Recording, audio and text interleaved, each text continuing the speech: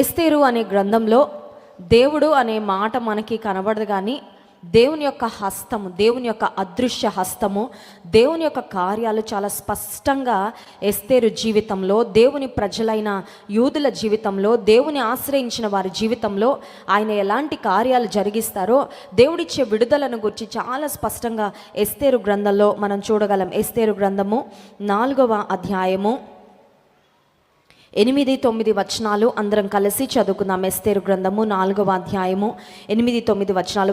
వారిని సంహరించుటకై షూషనులో ఇయ్యబడిన ఆజ్ఞ ప్రతిని ఎస్తేరునకు చూపి తెలుపుమనియు, ఆమె తన జనుల విషయమై రాజును వేడుకొని అతని సముఖమందు విన్నపము చేయుటకై అతని యొద్దకు పోవలెనని చెప్పుమనియు దాని అతనికి ఇచ్చెను. హాతాకు వచ్చి మొర్దెకై యొక్క మాటలను ఎస్తేరుతో చెప్పెను. ఎస్తేరు చాలా దీన స్థితి నుండి చాలా ఉన్నతమైన స్థితికి దేవుని దయ ద్వారా హెచ్చించబడిన స్త్రీగా మనకు కనబడతా ఉంది. చాలాసార్లు మనం అనుకుంటాము, మనుషుల దయ నా మీద ఉంటే, మనుషుల యొక్క అనుగ్రహం నా మీద ఉంటే, మనుషుల యొక్క గుడ్ విల్ నా మీద ఉంటే నేను పైకి వెళ్తాను కానండి, దేవుని యొక్క దయ నా మీద ఉంటే నేను వెళ్తానా పైకి, దానివల్ల నాకేమైనా ఉపయోగమా అనే ఆలోచన ప్రశ్న మీ మనసులో ఉన్నట్లయితే, మనుషుల యొక్క గుడ్ విల్, మనుషుల యొక్క ఫేవర్ ద్వారా మీరు ఎంత పైకి వెళ్ళగలరో అంతకన్నా చాలా అతి శ్రేష్టమైన అత్యున్నతమైన స్థానానికి దేవుని దయను మనం సంపాదించుకున్నప్పుడు మనం వెళ్ళగలం.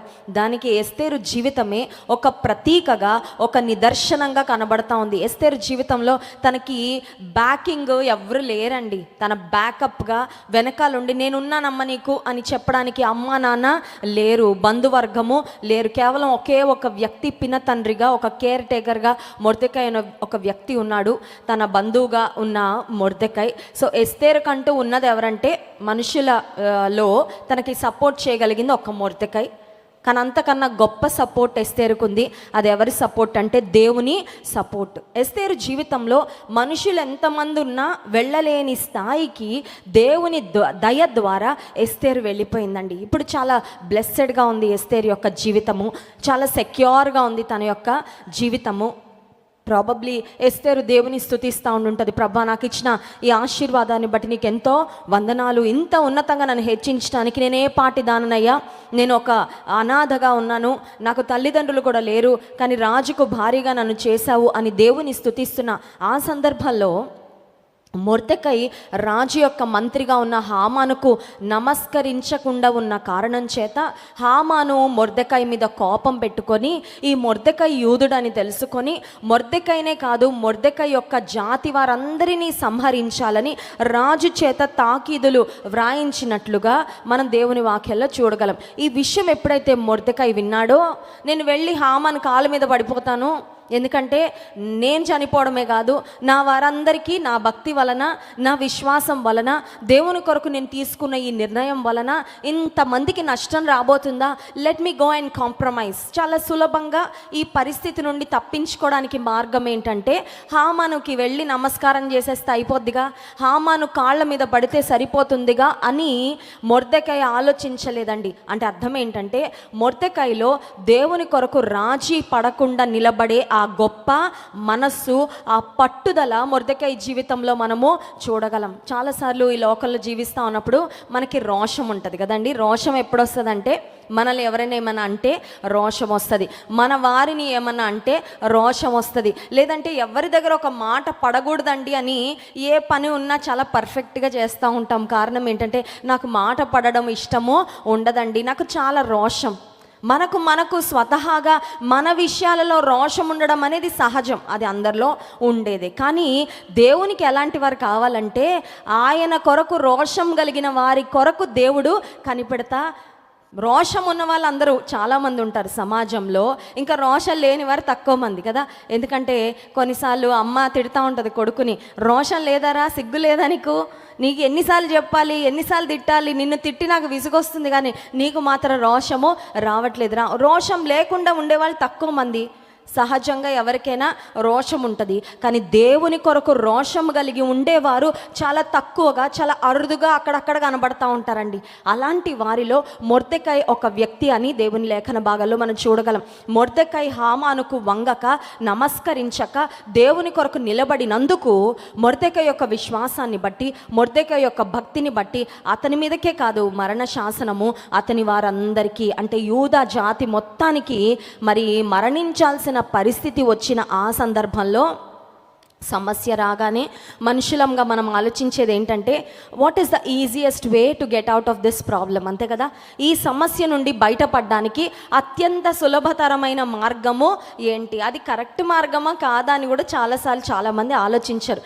సమస్య వచ్చింది, బయటపడడానికి ఏం చేయాలో అది చేసేస్తాను అని చాలాసార్లు మనం we look for excuses, ways to get out of problem. కానీ మొర్దెకై జీవితంలో హామానుకు నమస్కరిస్తే సమస్య పరిష్కారం అవుతుందని తెలుసు.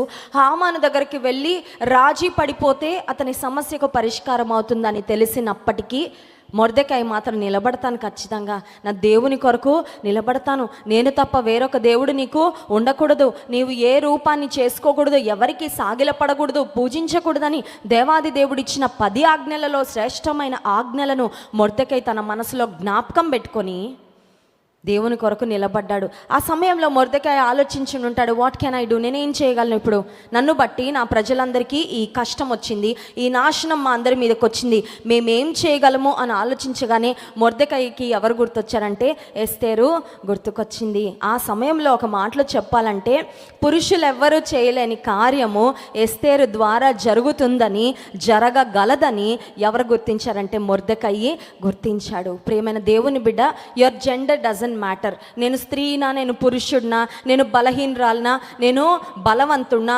నాకు ఆరోగ్య సమస్యలు ఉన్నాయా, నాకు పలానా లిమిటేషన్స్, నథింగ్ మ్యాటర్స్. ఏంటి చాలా ప్రాముఖ్యమైనదంటే దేవుని చిత్తంలో నేను ఉన్నానా, ఈ సమయంలో దేవుని చిత్తంలో నేను ఏ పని చేయాలో అది నేను చేస్తున్నానా లేదా, దాని మీద దృష్టి కేంద్రీకరిస్తే కొన్నిసార్లు బలవంతులు చేయలేని కార్యాలు, కొన్నిసార్లు పురుషులు కూడా చేయలేని కార్యాలు, దేవుడు బలహీనులైన, తృణీకరించబడిన, కొన్నిసార్లు ఎవరి యొక్క లెక్కలోకి కూడా రాని వారి ద్వారా కూడా దేవుడు జరిగించుకోగలడు అనడానికి ఎస్తేరు జీవితము ఒక చక్కని నిదర్శనంగా మనకు కనబడుతుంది. మొర్దెకైకి ఎప్పుడైతే ఎస్తేరు జ్ఞాపకం వచ్చిందో ఎస్తేరుకు ఒక ఉత్తరం పంపించాడు, మెసేజ్ పంపించాడు. ఏమనంటే, యూదులందరి మీదకి నాశనం రాబోతుంది అని మెసేజ్ పంపించగానే ఇప్పుడు ఎస్తేరు యొక్క ప్రత్యుత్తరం చూడండి. 9వ వచనం, ఎస్తేరు గ్రంథము 4వ అధ్యాయము 9, 10, 11 వచనాలు. అంతటా ఎస్తేరు మొర్దెకైతో చెప్పుమని హాతాకునకు సెలవిచ్చినదేమనగా, పిలువబడక పురుషుడే గాని స్త్రీయే గాని రాజు యొక్క అంతర్గృహమున ప్రవేశించిన ఎడల బ్రతుకున్నట్లుగా రాజు తన బంగారపు దండమును ఎవరి తట్టు చాపునో వారు తప్ప ప్రతివాడు సంహరింపబడునన్న కఠినమైన ఆజ్ఞ కలదని రాజు సేవకులకందరికీ అతని సంస్థానములో ఉన్న జనులకందరికీ తెలిసేయున్నది. నేటికి 30 దినముల నుండి రాజునొద్దకు ప్రవేశించుటకు నేను పిలువబడలేదని. ఎస్తేరుకి ఎప్పుడైతే ఈ వర్తమానం వచ్చిందో ఎస్తేరు ప్రాక్టికల్గా ఆలోచిస్తూ ఉందండి. మనుషులుగా మనకి సహజ సిద్ధమైన ఆలోచన ఎప్పుడూ ఉంటుంది. ఒక పరిస్థితి రాగానే, ఒక సమస్య రాగానే ఒక మానవ కోణంలో నుండి ఆలోచన చేస్తాం. విశ్వాస కోణం తర్వాత, ముందు ఏ కోణం ఉంటుందంటే ఒక హ్యూమన్ పర్స్పెక్టివ్ కదా, ఒక మామూలు సామాన్యమైన వ్యక్తులుగా ఎట్లా ఆలోచిస్తామో అట్లా ఆలోచిస్తాము. ఎస్తేరు కూడా అలాగే ఆలోచించింది. మొర్దెకైకి ఒక వర్తమానం పంపించింది. రాజు పిలవకుండా, రాజు ఎదుటకి వెళ్తే మరణమే. రాజు పిలవకుండా రాజు ఎదుటికి వెళ్ళినప్పుడు రాజదండం చాపకపోతే నేను చనిపోవాల్సి వస్తుంది. ఇప్పటికీ రాజు నన్ను 30 దినముల నుండి పిలిపించలేదు అనే వర్తమానము ఎస్తేరు పంపించగానే ఇప్పుడు మొర్దెకై ఒక పినతండ్రిగా ఉన్నాడు, but he was also like a spiritual leader. Esther జీవితంలో దేవుని యొక్క హస్తం ఎస్తేరుని గైడ్ చేస్తూ వచ్చింది. అంత మాత్రమే కాదు, దేవుడు ఎస్తేరును విశ్వాసంలో బలపరచడానికి మొర్దెకైని చాలా చక్కగా వాడుకున్నట్లుగా మనం చూస్తూ ఉంటామండి. చాలాసార్లు మనం దేవుని మీద ఆధారపడతాము, దేవునిలో ఎదుగుతూ ఉంటాం, దేవుని వైపు చూస్తూ ఉంటాం. కానీ ప్రతి విశ్వాస జీవితంలో బలహీనపడే సమయాలు, సందర్భాలు, పరిస్థితులు వస్తాయి. అలాంటప్పుడు దేవుడు తన సేవకుల ద్వారా, తన బిడ్డల ద్వారా మనతో మాట్లాడి ఒక దిశానిర్దేశాన్ని మనకు చేస్తాడు. అందుకనే ఒక దైవజనుడు ఏమంటాడంటే, be all open to hear to God's voice. దేవుని స్వరం వినడానికి ఎప్పుడు సంసిద్ధంగా ఉండాలంట. ఎందుకంటే దేవుడు కొన్నిసార్లు వాక్యము ద్వారా స్పష్టంగా మాట్లాడతాడు. దేవుడు అంత మాత్రమే కాదు, పరిస్థితుల ద్వారా కూడా దేవుడు మాట్లాడతాడు. దైవజనుల ద్వారా దేవుడు మాట్లాడతాడు, తల్లిదండ్రుల ద్వారా దేవుడు మాట్లాడతారు. ఒకవేళ తోటి విశ్వాసుల ద్వారా కూడా కొన్నిసార్లు దేవుడు నీతో మాట్లాడతారేమో. ఎస్తేరు జీవితంలో మొర్దెకాయి ఒక స్పిరిచువల్ లీడర్గా ఆ సమయంలో ఎస్తేరును బలపరుస్తున్నట్లుగా మనం చూస్తున్నాం. చూడండి, ఎస్తేరు గ్రంథం 4వ అధ్యాయము 14వ వచనం. నీవు ఈ సమయమందు ఏమి మాటలాడక మౌనముగా ఉన్న ఎడల యూదులకు సహాయమును విడుదలయు మరి ఒక దిక్కు నుండి వచ్చును గాని నీవును నీ తండ్రి ఇంటి వారును నశించుదురు. నీవు ఈ సమయమును బట్టియే రాజ్యమునకు వచ్చితివేమో ఆలోచించుకొనుమని చెప్పుమనేను. ఇప్పుడు మొర్దెకాయి పంపించిన ఒక వెరీ పవర్ ప్యాక్డ్ మెసేజ్ అండి. ఒక్క చిన్న మెసేజే, but very very impactful message. Esther యొక్క ఆలోచన విధానాన్ని చాలా ప్రభావితం చేసిన ఆ సందేశం. ఏంటి ఆ సందేశం అంటే, ఎస్తేరు నువ్వు ఆలోచించుకో. ఏం ఆలోచించుకోవాలి? మనం కూడా రోజులో చాలా ఆలోచించుకుంటాం కదా. నాకు ఇలా అయిపోద్దేమో, అలా అయిపోద్దేమో అని అలా ఆలోచించుకొని డిప్రెషన్లోకి వెళ్ళిపోయేవారు ఉంటారు. ఇంకొంతమంది ఏం ఆలోచించుకుంటారంటే, పలానా వారు ఇలా అన్నారంటే దాని వెనకాల ఏముండుండొచ్చు అని దాని గురించి ఒక అర్ధగంట సేపు ఆలోచిస్తూ ఉంటారు. అవునా కదా అండి? ఆలోచనలు పరిపరి విధాలుగా వెళ్ళిపోతూ ఉంటాయి. కానీ ఎస్తేరును మొర్దెకాయి ఏమని ప్రోత్సహిస్తున్నాడంటే, ఎస్తేరు, దేవుడు నిన్ను ఈ సమయంలో ఆ సింహాసనం పైన రాణిగా ఎందుకు కూర్చుండబెట్టాడో ఒక్కసారి ఆలోచన. అంటే ఈ విపత్కరమైన సమయంలో, ఈ ఇబ్బందికరమైన సమయంలో నీవు చేయాల్సిన పని ఏదో ఉంది దేవుని కొరకు. అదొక్కసారి ఆలోచన. ఒక మాట చెప్పమంటారా? ఈ కాలంలో, ఈ తరంలో, ఈ సమయంలో నీవు నేను పుట్టాలని ఉండాలని మన చాయిస్ కాదండి. మనకు తెలుసా? తల్లి గర్భంలో మనం అనుకొని పడ్డామండి. తల్లి గర్భంలో నుండి మనం అనుకొని 9 నెలలు సర్వైవ్ అయ్యి బయటకు వచ్చామా? చాలామంది మరి బిడ్డలు గర్భంలో పడతారు, కానీ కొంతమంది తల్లులు ఇప్పుడే వద్దు బిడ్డలను దీయించేసుకుంటూ ఉంటారంట. తెలివి తక్కువ తల్లులు. గర్భంలో దేవుడు నీకు ఒక బిడ్డని ఇచ్చాడంటే, ఒక జీవము ఈ లోకంలో పుట్టడానికి ఒక మంచి బిడ్డను దేవుడు ఉద్దేశించి నీ గర్భంలో పెట్టాడంటే, ప్రియమైన తల్లి, నేను హ్యాండిల్ చేయలేనండి, నాకు నా వల్ల కాదండి, చేత కాదండి అని అబార్షన్ చేయించుకుంటున్నావు అంటే జ్ఞాపకం ఉంచుకో, నువ్వు చేస్తున్నది పాపం, నువ్వు చేస్తున్నది నరహత్య. బయటకు వచ్చాక బిడ్డను చంపడం ఎంత పాపమో, గర్భంలో ఉన్నప్పుడు దేవుడు నీకు ఇచ్చిన బిడ్డను నువ్వు ఏ కారణం చేత అయినా సరే ఒకవేళ చంపుతున్నావంటే అది నరహత్య అని జ్ఞాపకం ఉంచుకో. చాలామంది పిల్లలు ఆ 9 నెలలు సర్వైవ్ కాలేరండి. ఎందుకంటే కొన్నిసార్లు పిండము బలంగా లేక లోపల ఉన్న పరిస్థితులను బట్టి అబార్ట్ అయిపోతూ ఉంటారు బిడ్డలు. మరి కొన్నిసార్లు కొన్ని పరిస్థితులను బట్టి కొన్ని రకాలైన లోపాలు ఉన్నప్పుడు డాక్టర్ అంటారు, ఈ బిడ్డ పుట్టినా కూడా అట్లా ఉంటుంది ఇట్లా ఉంటుంది అని కొన్నిసార్లు డాక్టర్స్ అడ్వైజ్ ఇస్తూ ఉంటారు. నీవు నేను తల్లి గర్భంలో రూపించబడి దేవుడు మనల్ని పెట్టిన తర్వాత 9 నెలలు ఎదిగి పెరిగి ఈ లోకంలోకి వచ్చి, తల్లి డెలివరీ సమయంలో కూడా చాలామంది ప్రెగ్నెన్సీ టైంలో, డెలివరీ టైంలో కాంప్లికేషన్స్తో బయటకి వచ్చే సమయంలో చనిపోయే బిడ్డలు చాలామంది ఉంటారండి. కొన్నిసార్లు డెలివరీ సమయంలో తల్లి చనిపోతూ ఉంటుంది, కొన్నిసార్లు బిడ్డలు చనిపోతూ ఉంటారు. నీవు నేను సురక్షితంగా తల్లి గర్భంలో నుండి 9 నెలలు మోయబడి ఈ లోకంలోకి క్షేమంగా వచ్చి ఇన్ని సంవత్సరాలు దేవుడిచ్చిన ఆయుష్తో బ్రతుకుతున్నామంటే ఇది మన ఎంపిక కాదు, ఇది మన ఉద్దేశము కాదు. నేను ఈ సంవత్సరంలో భూమి మీద ఉండాలి అని ఇది మనం కోరుకుంటే మనకు వచ్చింది కాదండి. దేవుడు తన సంకల్పాన్ని బట్టి, దేవుడు తన ఉద్దేశాన్ని బట్టి ఈ కాలంలో, ఈ తరములో నీవు నేను ఉండాలని దేవుడు ఉద్దేశించాడు.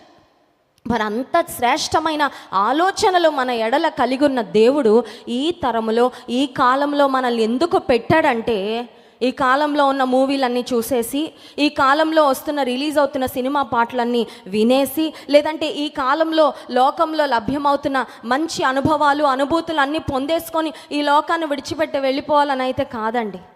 God has a plan for us. మనం ఒక్కొక్కరి పక్షంగా దేవునికి ఒక ప్రణాళిక ఉంది. ఎస్తేరు పక్షంగా దేవుని ప్రణాళిక ఏంటి అంటే, ఆ సమయంలో ఆ దేశంలో ఆ రాజుకు ఎస్తేరును భార్యగా దేవుడు ఎందుకు పెట్టారంటే, ప్రార్థనలో ఎస్తేరు పోరాడి ప్రార్థన విజయాన్ని పొందాలని ఎస్తేరును ఆ సింహాసనానికి దేవుడు ఎక్కించాడు. అప్పుడు అర్థమైంది ఎస్తేరుకు. ఆలోచించుకుంటూ ఉండగా షీ స్టార్టెడ్ థింకింగ్, నా పిన తండ్రి వర్తమానం పంపించాడు. This is a very serious message. ఇది చాలా ఆలోచించవలసిన మాట. నిజమే, నేను ఒకవేళ రాజు దగ్గరికి వెళ్ళి మాట్లాడకపోతే మా అందరికీ మరణము తథ్యము. Only one way. అక్కడ ఎస్తేరు ముందు ఒకే ఒక్క మార్గం ఉందండి, ఆప్షన్స్ లేవు. రాజు దగ్గరికి వెళ్తే వెళ్ళాలి, లేదంటే ఉండిపోవాలి. ఉండిపోతే మరణం తథ్యం, వెళ్తే కూడా మరణం వచ్చే అవకాశము ఉంది. ఇప్పుడు భయంతో తన ప్రాణాన్ని కాపాడుకోవడానికి రాజు ఎదుటికి వెళ్లకుండా మౌనంగా ఉండిపోవాలా, లేదంటే ప్రార్థన చేసి దేవుని మీద ఆధారపడి అడుగులు ముందుకు వేసి దేవుడిచ్చే ఆ జయాన్ని పొందాలా? 2 ఆప్షన్స్, ఓన్లీ 2 ఆప్షన్స్. ఎస్తేరు ముందున్న పరిస్థితి ఎట్లా ఉందంటే లైఫ్ అండ్ డెత్ ఇష్యూ లాగా ఉందండి. చాలా క్రిటికల్ సిట్యువేషన్, చాలా కష్టతరమైన పరిస్థితి.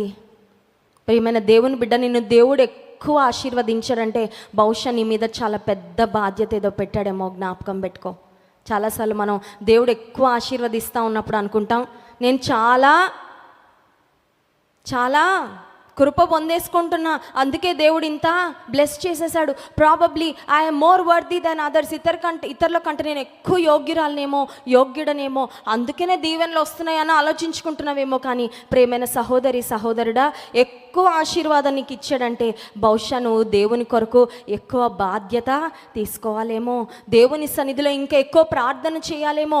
ఒక ఉన్నతమైన స్థానంలో దేవుడు నిన్ను పెట్టాడంటే ఇంకెక్కువగా దేవుని ప్రేమని ఇతరులకు చూపించడానికేమో. దేవుడు నీకు చాలా చక్కని కృపలు ఇచ్చాడంటే వాటన్నిటినీ దేవుని సంఘం యొక్క విస్తరణ కొరకు, దేవుని ప్రజల యొక్క క్షేమాభివృద్ధి కొరకు వాడడానికి దేవుడిచ్చాడేమో. ఆలోచన చేసావా? మొర్దెకై అంటున్నాడు, ఎస్తేరు ఒకసారి ఆలోచన చేయి, ఒకసారి ఆలోచించే. ఎస్తేరు గ్రహించుకుంది. ఎస్తేరు గ్రంథం 4వ అధ్యాయము 15-16 వచనాలు. అప్పుడు ఎస్తేరు మొర్దెకైతో మరలా ఇట్లా, నేను నీవు పోయి షూషను నందు కనబడిన యూదులందరినీ సమాజ మందిరంనకు సమకూర్చి నా నిమిత్తము ఉపవాసముండి 3 దినములు అన్నపానములు చేయకుండుడి. నేనును నా పనికత్తెలను కూడా ఉపవాసముందుము. ప్రవేశించుట న్యాయ వ్యతిరిక్తముగా ఉన్నను. నేను రాజునొద్దకు ప్రవేశించుదును. నేను నశించెదను. ఎస్తేరు జీవితంలో షీ న్యూ ది ఆర్డర్. ఆమెకు ఏది ముందో ఏది తర్వాత తెలుసు. ఏంటా ఆర్డర్ అంటే, రాజు ఎదుటకి వెళ్ళక ముందు రాజాది రాజైన దేవుని ఎదుటకి వెళ్ళి ప్రాధేయపడాలని తెలుసుకుందండి. ఒకసారి స్తోత్రం చెప్దామా? హల్లెలూయా. విశ్వాస జీవితంలో నీకు ఎవరు ముందు ఎవరు తర్వాత, ఏది ఎక్కువ ఏది తక్కువ, ఏది ప్రాధాన్యమైనది ఏది విలువ లేనిది నువ్వు తెలుసుకుంటే నీ జీవితంలో అన్ని ఆర్డర్లో పడిపోతాయి. మీరు ఆయన రాజ్యమును నీతిని మొదట వెదకుడి, అప్పుడు అవన్నీ మీకు. కొన్నిసార్లు మనకు అనిపిస్తుంది జీవితం అంతా తారుమారైపోయిందండి, అంత తికమకగా ఉందండి. ఉదయం లేవగానే దెర్ ఇస్ నో మోటివేషన్. అసలు ఎందుకు బ్రతుకుతున్నానో అర్థం కావట్లా. పరిస్థితి ఏంటో తెలుసా? నువ్వు ఉదయం లేవగానే మోకాళ్ళు వేయట్లేదు, నువ్వు ఉదయం లేవగానే దేవుని వాక్యాన్ని పట్టుకోవట్లా, నువ్వు ఉదయం లేవగానే దేవుని స్మరించుకోవట్లా. ఉదయం లేవగానే నువ్వు కొన్నిసార్లు లోక సంబంధమైన కార్యకలాపాలు ముందుకు వెళ్ళిపోతా ఉన్నావు. అందుకే జీవితం అంతా తారుమారైపోయింది. Put things in order. నీకు క్రమము తెలుసుకుంటే. ఎస్తేరు తన జీవితంలో తెలుసుకుంది ఏమనంటే, ముందు రాజాది రాజు దగ్గరికి ఆయన దగ్గరికి వెళ్ళి ప్రాధేయపడతా, అప్పుడు నా రాజు దగ్గరికి నేను వెళ్తా. ఈ దేశంలో ఉన్న రాజు పరలోకపు రాజు క్రిందే. ఆ రాజు చెప్పిన మాటే ఈ రాజు కూడా వింటాడు. కాబట్టి నేను ఉపవాసం ఉండి ప్రార్థన చేస్తానని Esther spoke to the king of kings before she went and appeared before the king. అహష్వరోషు రాజు ఎదుటకి వెళ్ళక ముందు రాజాది రాజైన దేవుని దగ్గరకు వెళ్ళిందండి. 145వ కీర్తన 18వ వచనం మనందరికి తెలిసిన వాక్య భాగమే. 145వ కీర్తన 18వ వచనం, తనకు నిజముగా మొరపెట్టు వారికందరికీ, తనకు మొరపెట్టు వారికందరికీ, తనకు నిజముగా మొరపెట్టు వారికందరికీ యెహోవా సమీపముగా. తనకు మొరపెట్టు వారికి అందరికీ అని అక్కడితో ఆపేయలేదు. కీర్తనకారుడు అంటున్నాడు, తనకు నిజముగా నిజంగా చేస్తాం కొన్నిసార్లు ప్రార్థన, కొన్నిసార్లు మామూలుగా చేస్తాం, మొర్ర పెడతాము. కానీ sometimes there is a difference. పిల్ల ఏడుస్తుంది, కొన్ని ఏడుపులు దొంగ ఏడుపులు ఉంటాయి, అవునా కదా? వాళ్ళు ఏదైనా సాధించుకోవాలంటే గట్టి కేకేస్తారు, అది తల్లికి వినబడాలనే వేస్తారు, కానీ అది రియల్గా వేసిన కేక. మనం వాళ్ళు అడిగిన చాక్లెట్ చేతిలో పెట్టేసామనుకో ఏడుపు వెంటనే ఆగిపోద్ది 1 minute. అది ఆన్ అండ్ ఆఫ్ స్విచ్ లాగా. అదే ఏ చీమో లేదంటే ఏదో కుట్టింది అనుకోండి, నొప్పి నిజంగా వచ్చింది అనుకోండి, కడుపులో ఏదైనా నొప్పి వచ్చింది, ఏదైనా వ్యాధి వచ్చింది, ఏదైనా బాధ వచ్చింది, అప్పుడు కూడా మొర పెడుతుంది, అప్పుడు కూడా కేకేస్తుంది బిడ్డ. కానీ ఆ ఏడుపులో చాలా తేడా ఆ తల్లికి అర్థమైపోతుంది, ఈ ఏడుపులో ఏదో తేడా. This is a desperate cry for help. నేను వెంటనే వెళ్ళాలి, నేను వెంటనే అటెండ్ అవ్వాలి. తనకు మొరపెట్టు వారికి తనకు నిజముగా. ఇప్పుడు ఎస్తేరు జీవితంలో నిజంగా మొరపెట్టిందండి. అప్పటి వరకు కూడా ప్రార్థనా పరురాలే, అప్పటి వరకు అంతఃపురానికి వెళ్ళిందని ప్రార్థనే వదిలిపెట్టలా ఎస్తేరు. ఎస్తేరు జీవితంలో దేవునికి చాలా ఇంపార్టెంట్ ప్లేస్ ఇచ్చింది, ప్రథమ స్థానాన్ని తన జీవితంలో ఇచ్చింది. కానీ ఆ సమస్య వచ్చినప్పుడు దేవుని సన్నిధిలో ఉపవాసం ఉండి ప్రార్థన చేయగానే ఎస్తేరు జీవితంలో ఒక ప్రాముఖ్యమైన కార్యం జరిగింది. అదేంటంటే రాజు ఎదుటికి వెళ్ళడానికి ఎస్తేరుకు దేవుడు ధైర్యం ఇచ్చాడండి.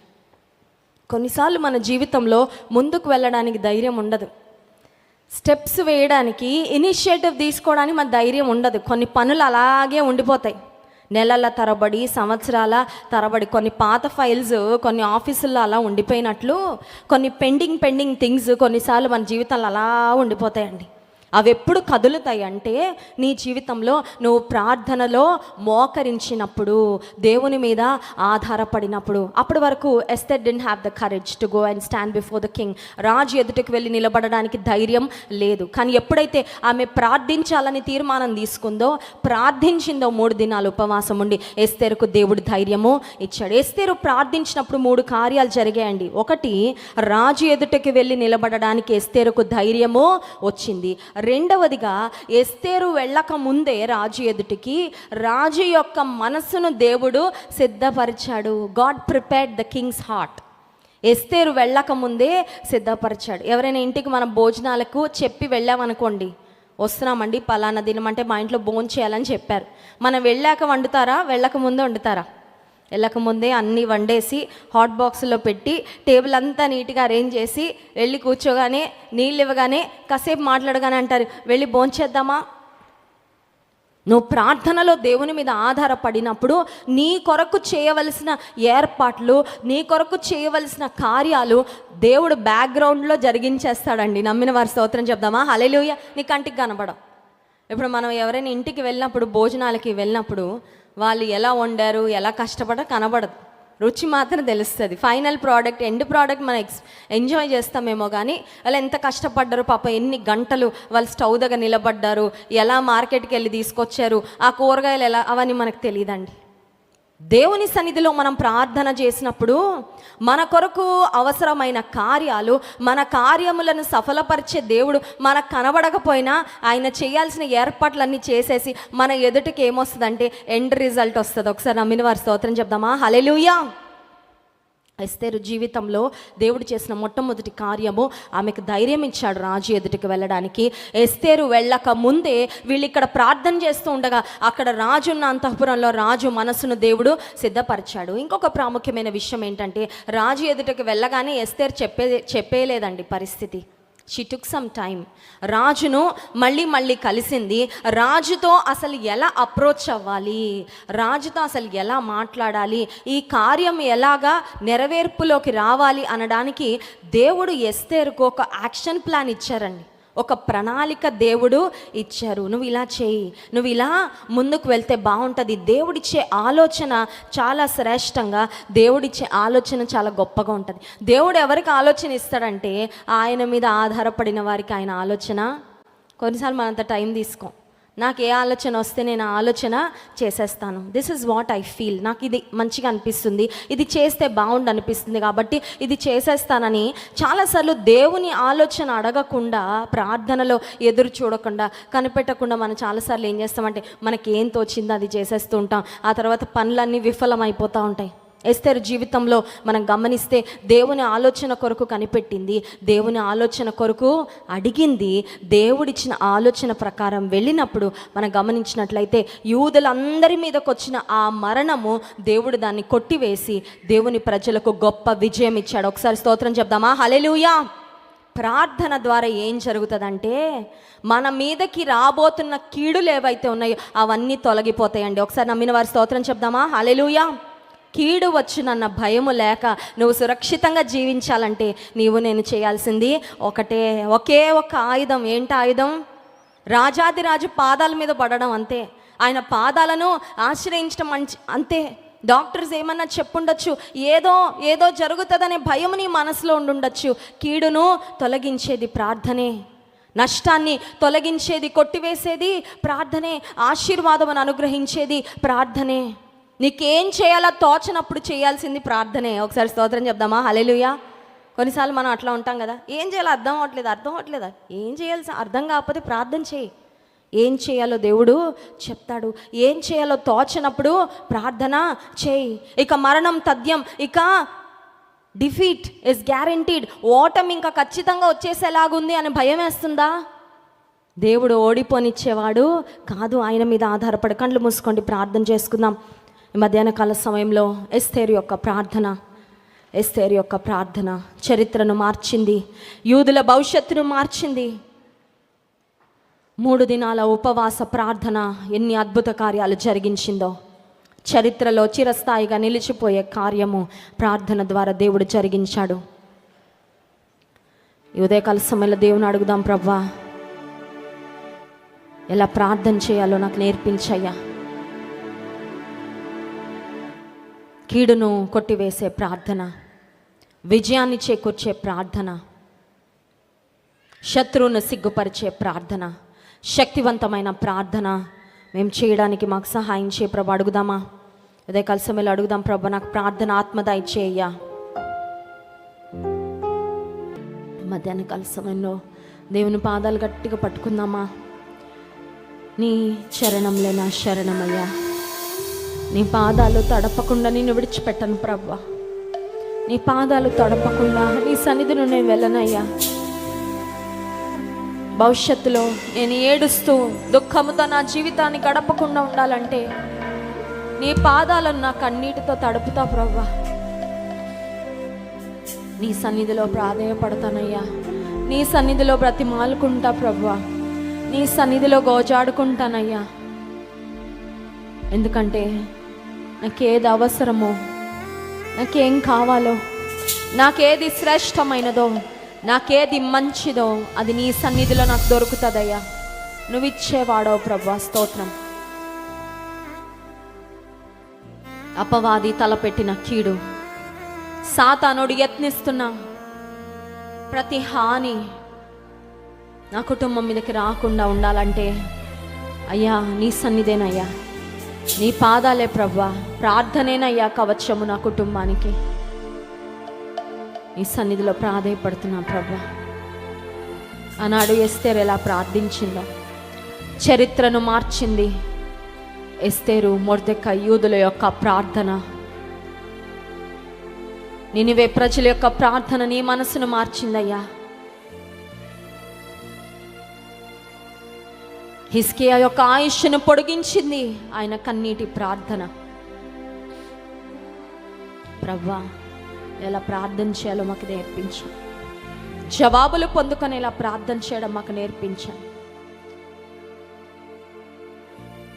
నీ ఆశీర్వాదాలు ఎలా పొందుకోవాలో, ఎలా అడగాలో మాకు నేర్పించినాను. పరిశుద్ధ మహోన్నతురానికి స్తోత్రాలు. ఎస్తేరు యొక్క ప్రార్థనను మా జ్ఞాపకం చేసినందుకు వందనాలు ప్రభువా. నాశనము తన మీదకి, తన ప్రజల మీదకి వచ్చినప్పుడు నీ సన్నిధిలో మొరపెట్టుట ద్వారా ఆమె పొందుకున్న ధైర్యము, నీ సహాయము గొప్పదయ్యా. నిజంగా మొరపెడితే సమీపంగా ఉంటావు, నిజంగా మొరపెడితే నిశ్చయంగా జవాబులు వస్తాయి ప్రభా. స్తోత్రం. గతంలో ఎన్నోసార్లు మా జీవితంలోని కార్యాలు చేసావు ప్రభా. ఈ సమయంలో ఎంతమంది వారి జీవితాలలో గడ్డు సమస్యలతో, తీరని సమస్యలతో, ఇరుకులలో, ఇబ్బందులలో ఇరుక్కుపోయి, స్టక్ అయిపోయి ఎట్లా బయటకు వస్తామో అర్థం కాని పరిస్థితిలో ఉన్నారు, వారిని జ్ఞాపకం చేసుకో తండ్రి. నీ సహాయం అందించండి. నీ సన్నిధిలో పెడుతున్న ప్రతి మొర, నీ సన్నిధిలో కారుస్తున్న ప్రతి కన్నీరు దృష్టించయ్యా. నువ్వు కన్నీళ్ళు విడిచుట చూచానని హిజ్కియాతో చెప్పావు. దేవానికి స్తోత్రం. నువ్వు చూస్తున్న దేవుడో ప్రభా, వందనాలు. ఈ సన్నిధిలో ఇప్పుడే అయ్యా, నీ మందిరం నుంచి మేము ఇంటికి వెళ్ళక మునుపే మేము అద్భుతాలు పొందుకోబోతున్నామని నమ్ముతున్నాం ప్రభా. ఆనాడు ఎస్తేరు తన అంతఃపురంలో ఉండి ప్రార్థన చేస్తూ ఉండగా తన అంతఃపురంలో ఉన్న రాజు మనసును మార్చావు కదా ప్రభా. ఇక్కడ నీ సన్నిధిలో మేము మొరపెడుతూ ఉండగా మా కుటుంబాలలో, మా బంధువులలో, మా స్నేహితులలో, అయ్యా మా దేశంలో నీ కార్యాలు జరిగించు ప్రభు. మిమ్మల్ని ఆరాధించి స్తుతించబోతుండగా ఆరాధన ఆత్మతో మమ్మల్ని నింపుమని యేసు నామములో ప్రార్థిస్తున్నాం తండ్రి, ఆమేన్.